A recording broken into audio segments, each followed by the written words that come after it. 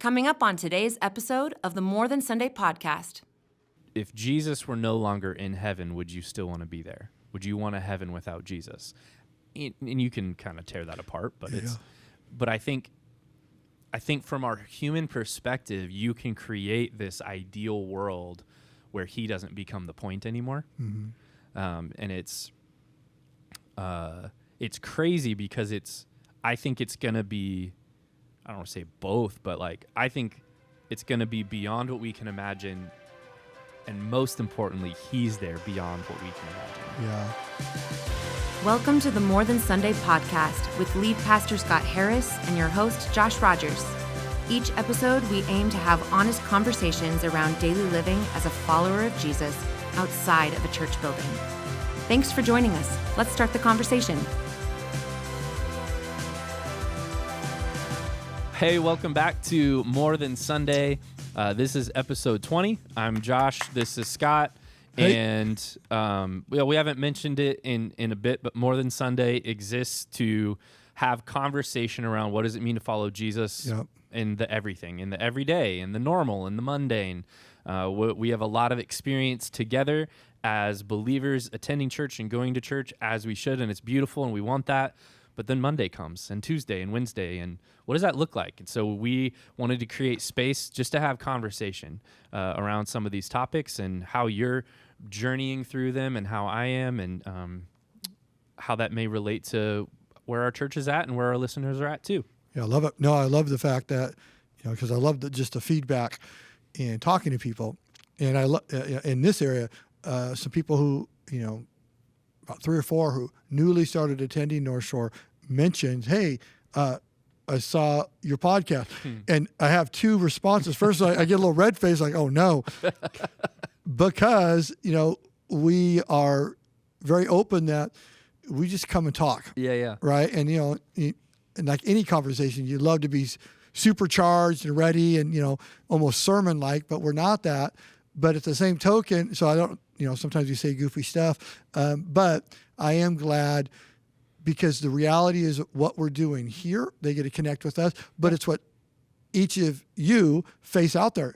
All of a sudden, you're at work, boom, a question comes up, and, you just have a conversation. So anyway, so hopefully it's even that piece of 2 dudes that love Jesus having a conversation. So I'm hoping people are inspired. Yeah, I would say one of the hopes that we continue to have, and we're getting close to turning the corner to ending season 1 to start season 2. We'll talk more about that later and some exciting things coming up.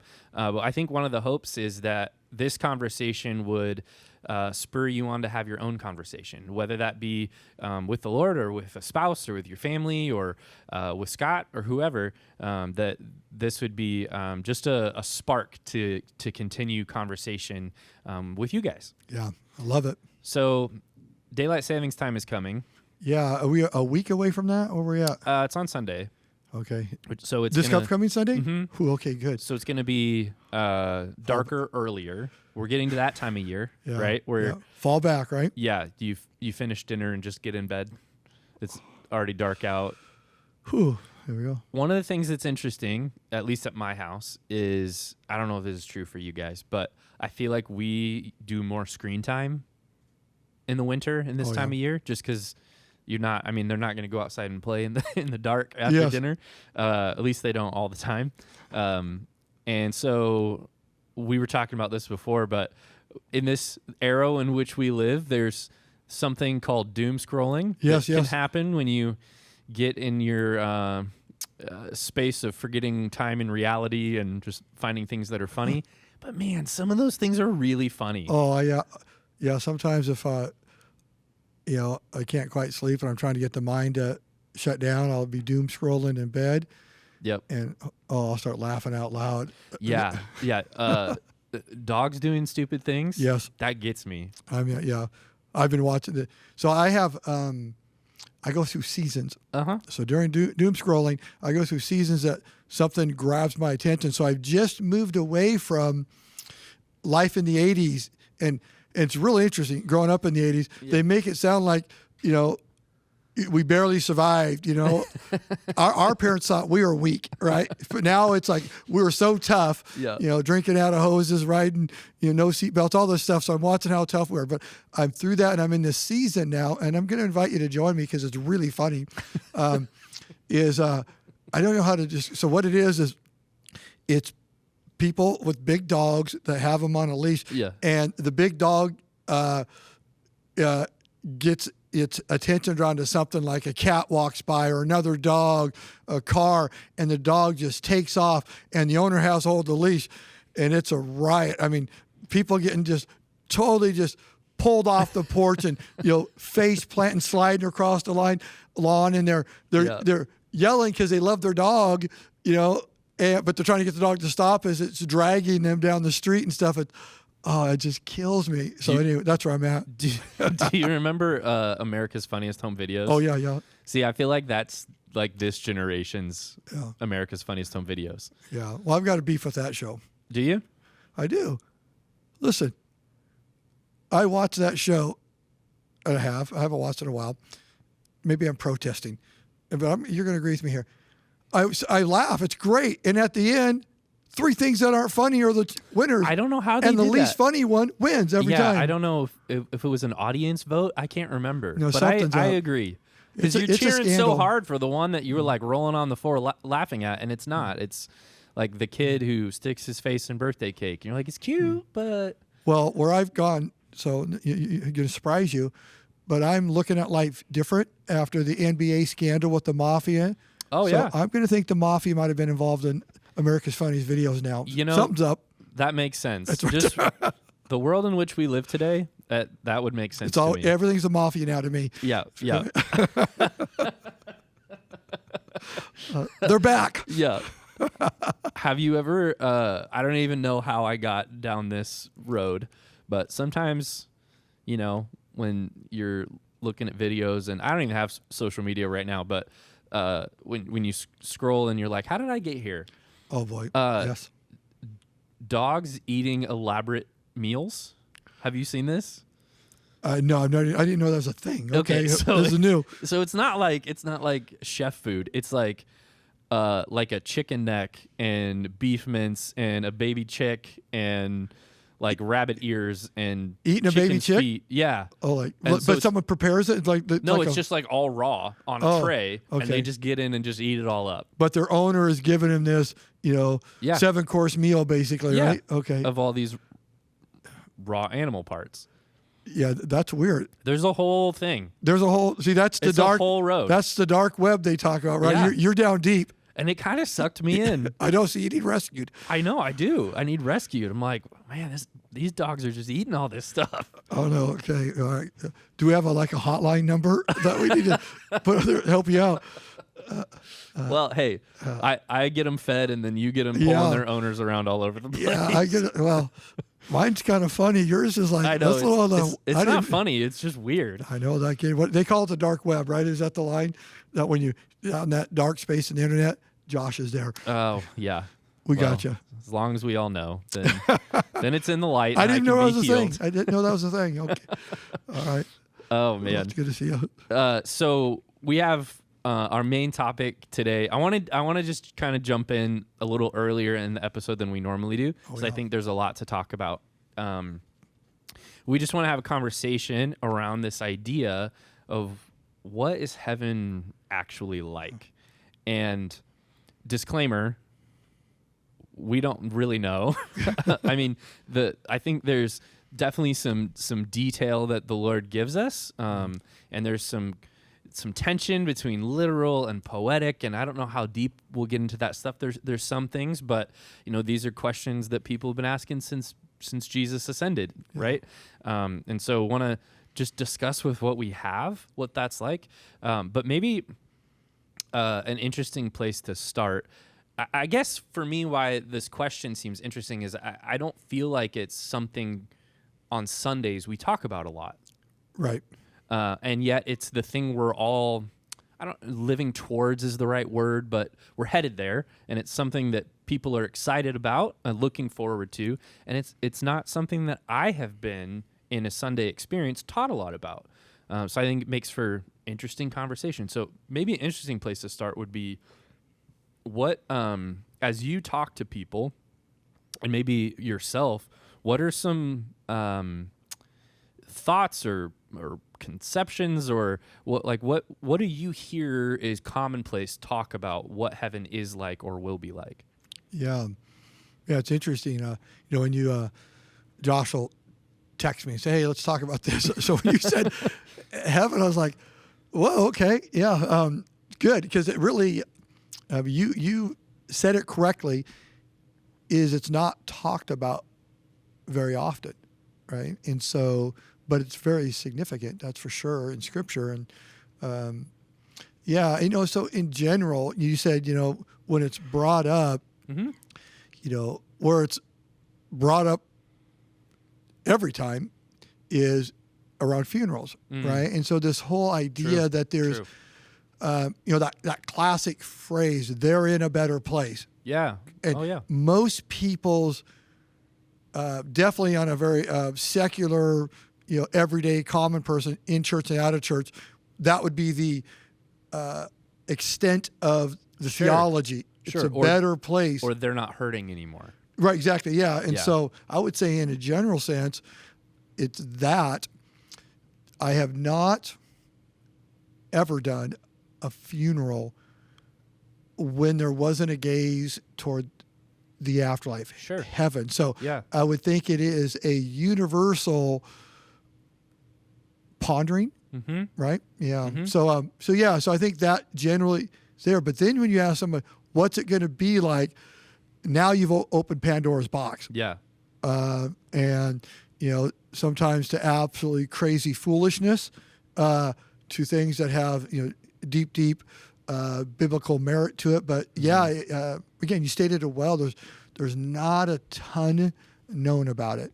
Well, and as you said, like the afterlife is a massive topic that every other religion has a take on. Something, yes. So it's not this idea of what happens next isn't something that is just a Christian idea, right. In the sense of the types of people you'll talk to. I think it, in some ways, is a kind of an everyman's, because we all have this same experience. Yeah. There's death coming for us all. Yeah, yep. And so then what, right? Yeah.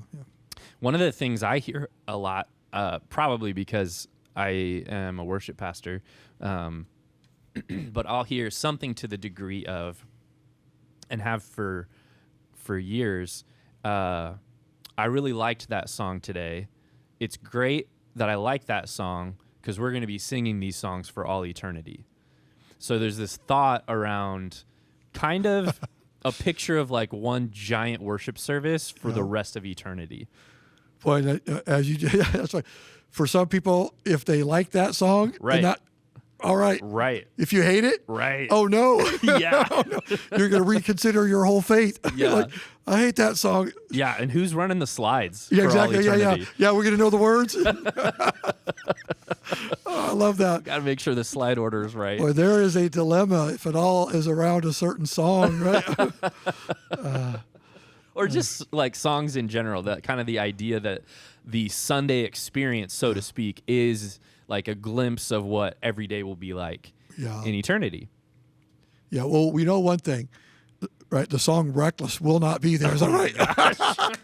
That's a cheap shot. Love you. If you love Reckless, that's a cheap shot. I love it. But yes. I feel like there's very few people in between on that song. Oh, no. Yeah, it's a polar. It's a love it, hate it. There's Calvinism and Arminianism. There's a love it, hate reckless, it situation. Like or dislike. Yeah.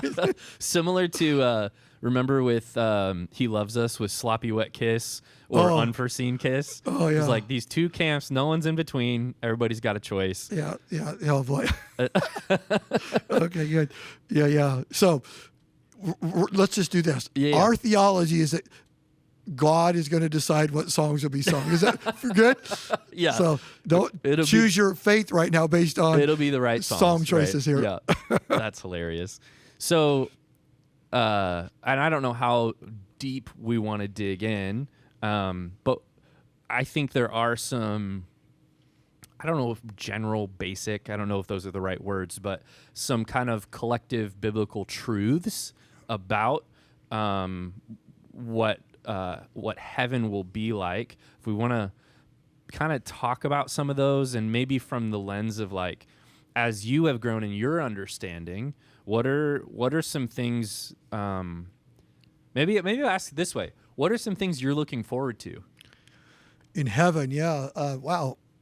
Well, because we can have a really academic conversation about it, but at the end of the day, we're part of this experience too, right? Yeah. And no, it's good. Probably the chief thing, because I quote this a lot in 1 Corinthians 13, the love chapter. If you go down, I'm trying to remember what verse it is, 9, right in there, right? 1 Corinthians chapter 13. But, it talks about that we only know in part now, we will know in part full. So I believe that's talking about, heaven, that we're going to know fully, we're going to understand. So what happens is things that we scratch our head about, ponder about, what songs, right? Really, all this stuff, there's going to be a fullness and an awareness. And I love the context of that around love is, I look at Jesus and he is love, and I get to see that. But even that, as it comes into me and try to make sense of what is love and what is eternal love, what's it all look and feel like? That's cool. Some of the doctrines that I feel strongly about, so this is my flesh, right? And you're am I right? I don't know. Exactly. Yeah. So some things I think I'm going to find out. Yes, Scott, you nailed it. Yeah. Great job. Boy, you were too strong in this, and you missed this, and whatever it is. But so I say that, and I can keep going. That's one thing that's cool. And I guess I'll say two, because I can do more. But the idea in the purity of love, of seeing those that I was gifted and asked to love in relationship here. My wife Sandy, I love her, and I know relationships are different in heaven, but there's a purity to those things. So I'm super excited just to see her there. My parents, those things like that are just big moments. Yeah, yeah, and there does seem to be, and I would probably just say as a mini disclaimer again, just for the sake of this conversation, we probably won't go like terribly deep into this scripture that backs up this.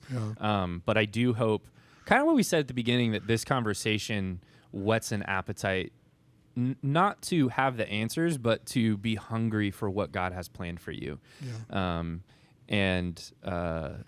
So anyway, there's... Can I just say this? Yeah. What you're just witnessing is Josh saying, Scott, don't quote scriptures. Just talk to us. No, right? I'm talking to myself too. I love that. It's so because I have my Bible sitting here and another book. You're loaded. Look at you. It's easy with this kind of topic. It's so easy to just be like, well, this says this and this says this and this. I really want to try to do what we're saying and just have conversation, but it's hard. Well, I think that's important too, because as you do that, someone, with this verse, that verse, and that's beautiful, and I hope that's happening on the other side of this talk, but I think what you're saying is really important. It's such a beautiful and important topic. Let's just talk as two dudes that love Jesus, right? Right. So I think there is some biblical evidence around the idea that we will recognize people. Yeah. Right? Yep.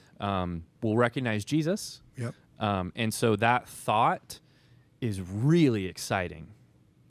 Because I think I have imagined, growing up in a Christian home, you start imagining heaven pretty much right away. Yeah. And you have a really finite amount of what you can imagine. But I remember times when that kind of aha hadn't happened yet. Yeah. And so it's like this weird reality where you live for eternity meeting brand new people and you don't know anyone, and it's like this other, like, everything that was, that's done now, and now it just reboots into this new thing. Like, that sounds, I don't know how I feel about that. Yeah, most scenes you paint like that down here, and it's, you're awkwardly standing in a corner and I don't know anybody. This just feels weird. Should I just jet? What do I do? Yeah. But no, this is something far grander and more beautiful. And like, I love what you said.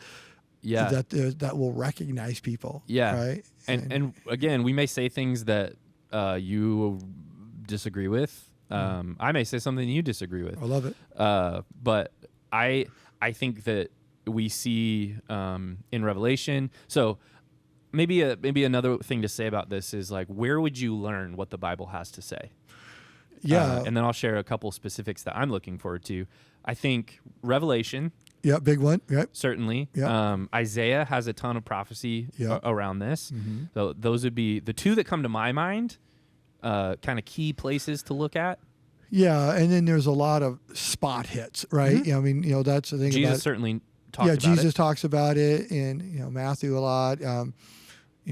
First Thessalonians. Mm-hmm. Like I said, there's a lot of spot hits because it's anything that's just true. Mm-hmm.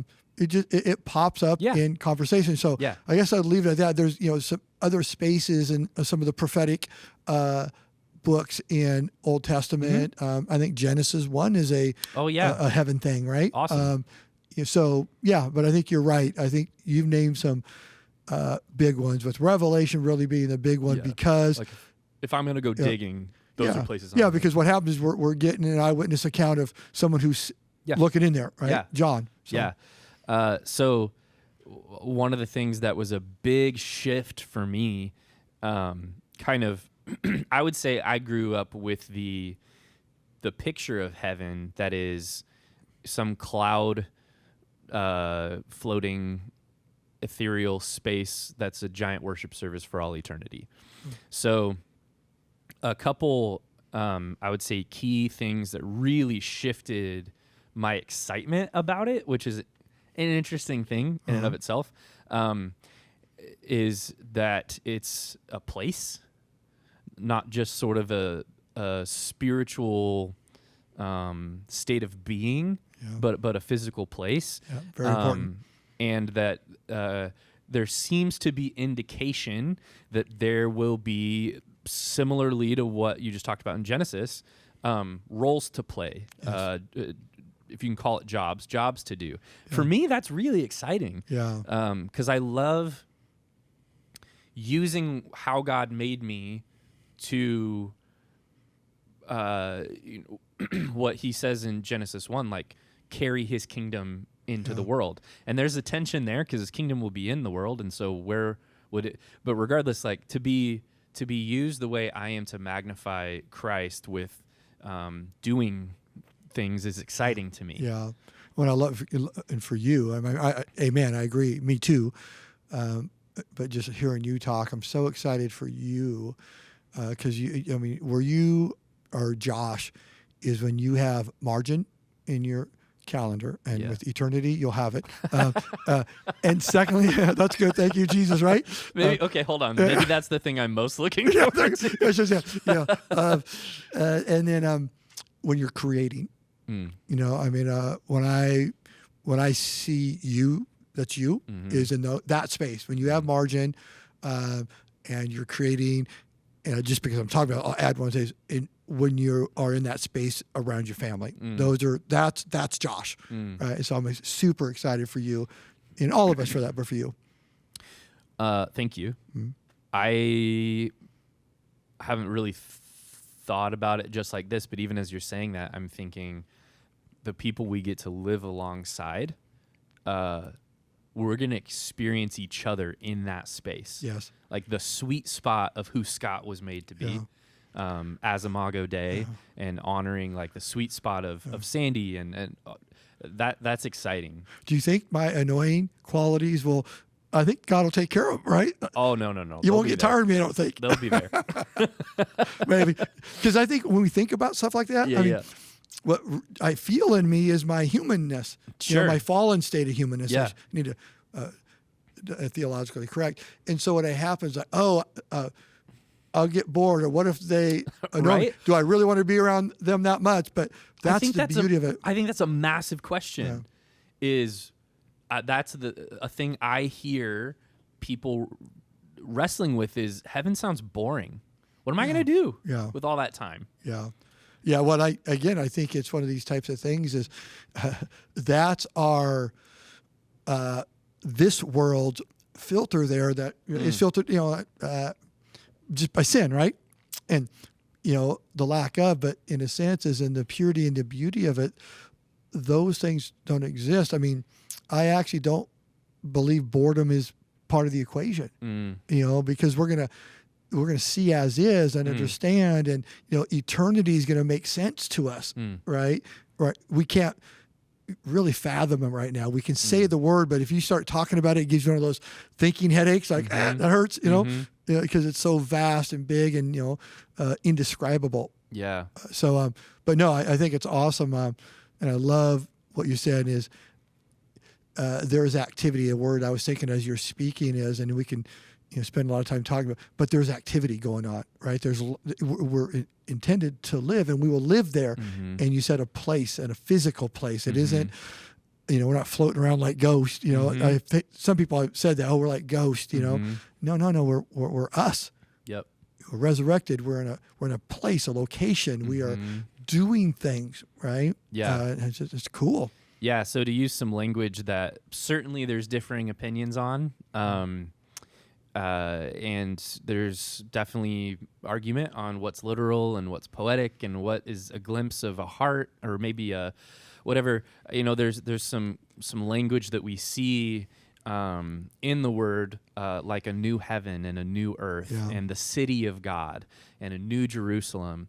And I think what excites me about something like a city of God is, to me, I imagine that being kind of a little bit what we already said, I guess. People at their peak humanness, in the sense of God made human and said it was good. Yeah. Like peak God's plan of creativity and expression and enjoying. I mean, so at the end of the day, we say what we're looking forward to.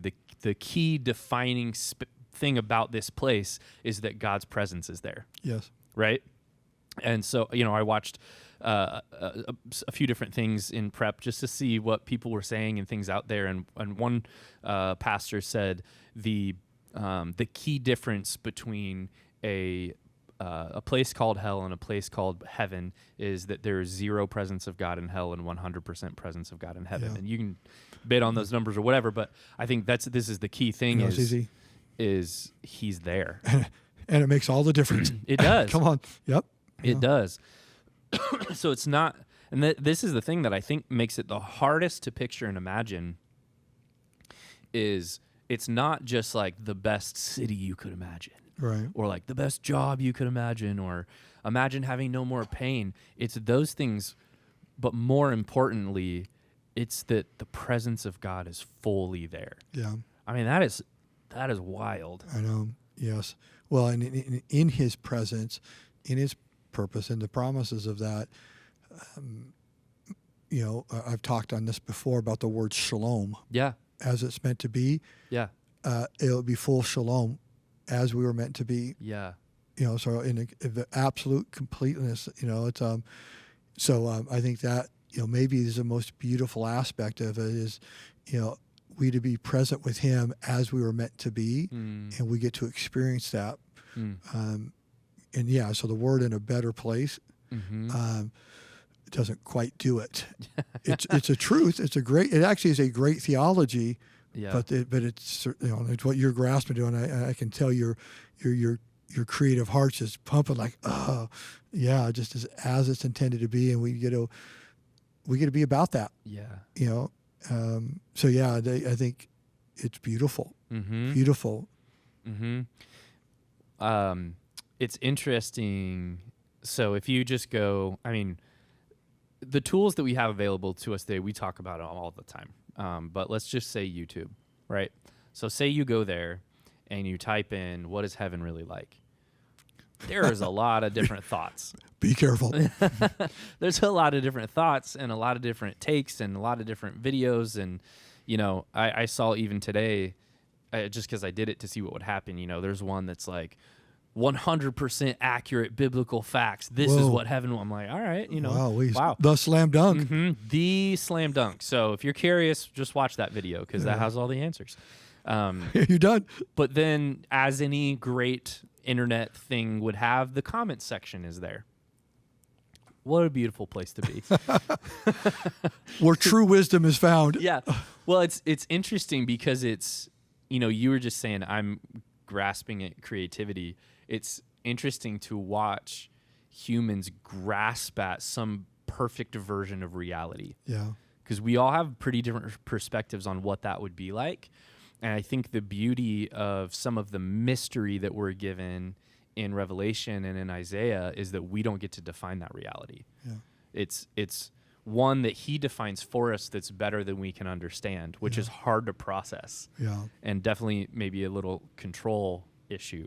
But some of the comments I was seeing was this particular video I watched was just describing potentially, what the city might look like. And you hear things like streets of gold and pearl gates and these different things. And some of the comments were like, that doesn't sound like a reality I want to be a part of. Like, I would prefer a cozy book and a fireplace, or I would prefer to have a house by a lake where I can fish, or I would prefer this and this. And I think that's a fascinating, I don't know, bit of human condition there. Yeah, but it's fair.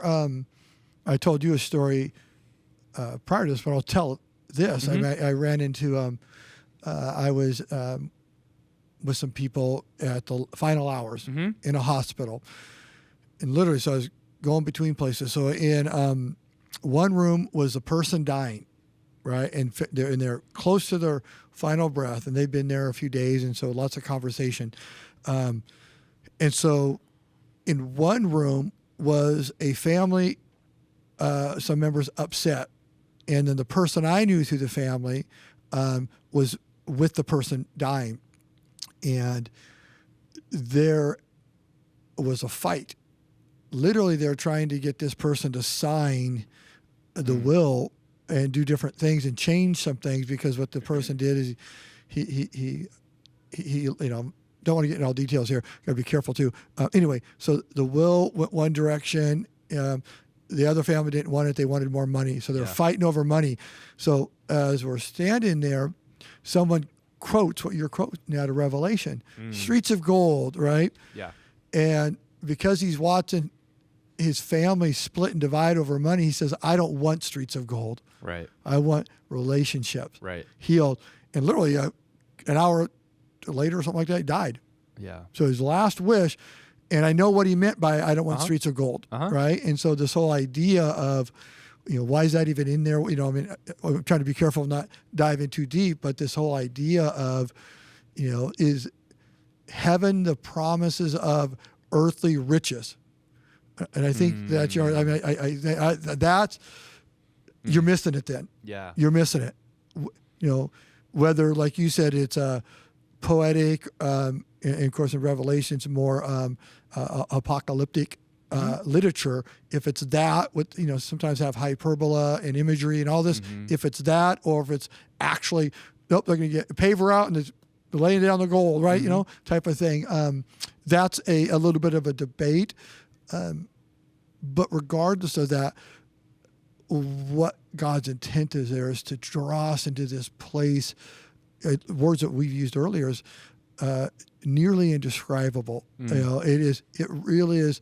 It is the pinnacle of all as it should be. And we get to go in there and we're grabbing words there and stuff that brings it to a level that it's hard to describe, and they're describing that. So I think you're right on that. There's such a higher purpose and joy. I think you mentioned earlier. I agree with that 100%. Worship experience that we get, that if our eyes are fixed on what gold so pure you could see through it and things of that nature, boy, we are missing what God's doing right there. Yeah, I mean, it's an interesting kind of conundrum. I think I've mentioned this before, but maybe even recently, but a mentor of mine asked a probing question, not to get like the right answer, but just to get you thinking. And it was, if Jesus were no longer in heaven, would you still want to be there? Would you want a heaven without Jesus? And you can kind of tear that apart, but but I think from our human perspective, you can create this ideal world where he doesn't become the point anymore. And it's crazy because I think it's going to be, I don't want to say both, but like, I think it's going to be beyond what we can imagine. And most importantly, he's there beyond what we can imagine. Yeah. I don't think you can separate those, right? Yeah. It's one because of the other. Yep. Right. And so in a sense I love those philosophical questions, right? And they're great to have you ponder something. And I understand what that question's trying to do, which, but the reason heaven is as what we're playing with and describing is because he's there, he's present, he's holy, and he is the renewer of all things. And this is the ultimate renewal of all things for eternity. Yep. I know when you prep for a topic like this, it's sticky-ish, and so you want to say the right things. Is there any other thoughts you had that you wanted to bring into the conversation or just to share? Well, there's always, me, I've got a lot to say. You probably have a story. So I'm filtering through. Yeah, I got a story. So here it is. I guess this is the one thing, is heaven shouldn't be a distant topic because it's not a distant place. Yeah. Right? And so meaning is this, our eyes are set above. And so what happens is every day as a follower of Jesus, heaven should be on my mind, right? Because it is where my citizenship is. It's my home. And I get a chance, because you mentioned it, heaven, as we look at it, is about presence. Well, guess what? God himself is present where? In this temple. So I get to carry around glimpses into heaven. I love it. And so anyone that encounters me when I am faithful and beautifully submitted and obedient to the Spirit and what he's doing in my life, they get to see a glimpse of what's to come. Just like we did with Jesus.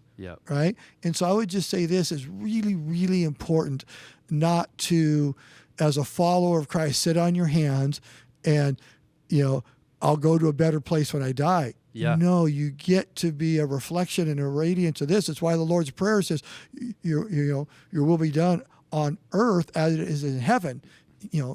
I feel myself going to, and we get that experience back in the garden. And so anyway, I'm going to stop now. I could talk a lot about it, but I'd say this is, live for heaven every day. And we're going to fully be able to embrace and enjoy that, for eternity, nonstop, in our resurrected state. It's going to be beautiful. That's so good, dude. It's an interesting tension to think about the get there someday, and we're not even touching end times timeline stuff. But then to go back just to Jesus, and he said the kingdom of heaven is at hand. Right here, yep. It's drawn near. Yeah. Repent. It's drawn near. Yeah. And I think that's a great word of encouragement for us, and a huge reason why the concept of More Than Sunday is important, because we're not just people attending a service and celebrating together. As you said, we are carriers of the very presence of God to carry into the world through our everyday stuff. This love of Jesus that he has for his people. Yeah, that's great promise. You asked me a question a lot earlier that's just been on my heart, because I've never stated this publicly, but I'm going to, because it's something I think about, thought about, and I didn't answer when you asked me, what am I most excited about? There's something else. Both my daughters had miscarriages. I've got 2 grandkids I've never met. I can't wait to meet them because I love my grandkids right now. And I tell people this, being a grandparent, it fulfills everything that someone said it would be. It's just, in fact, even it's more. It's just I just love it, right? Mm-hmm. And I get it. I've heard people talk about it now that I'm experiencing. It's incredible, and that there's two I've never met. I can't wait to meet them and see what they look like and what they're like, and so and these things are, again, the fact that we serve a King. That his kingdom is forever is such a gift, a gift that I get to do that. Yep. And I get to say that with confidence and has nothing to do with my work and my abilities. Yep. But King Jesus says, I'll make a way, and he has. And so it's just beautiful. That's awesome. Thanks for sharing that. Yeah. When we have these conversations, as I said, I hope that it sparks conversation, but if you have additional questions on a topic like this or something that you want us to dig into, or I'm sure we're going to have more episodes around things like this topic down the road, feel free to, if you're here coming to church, come and ask. But we also have an email you can send questions to, morethansunday@northshorechristian.org. We would love to hear from you. Love hearing feedback and encouragement, and that means a ton as the two of us just kind of get here and try to talk about what we're going through. And it's super encouraging to hear what the Lord is doing in you and through you. Thanks for listening, and we'll catch you on the next episode. I love you. And I'm going to sign off with this, just because I brought this book, if you can see this. This may have sparked something in you, but this is probably the book I would say people say is a premier book on heaven, is Randy Alcorn's book titled Heaven. But it's a great book. So if you're drawn to dig deep, study, and someone that really takes the scripture very seriously, this is a great book. Awesome. So, thanks, dude. Love you, Al. See you, bud. Thanks for joining us on this episode of the More Than Sunday podcast. The easiest way to stay connected with us is to follow or subscribe on whatever podcast platform you are using. If this episode was impactful for you, leave a comment or review below. We would love to hear from you. This podcast is hosted by Northshore Christian Church.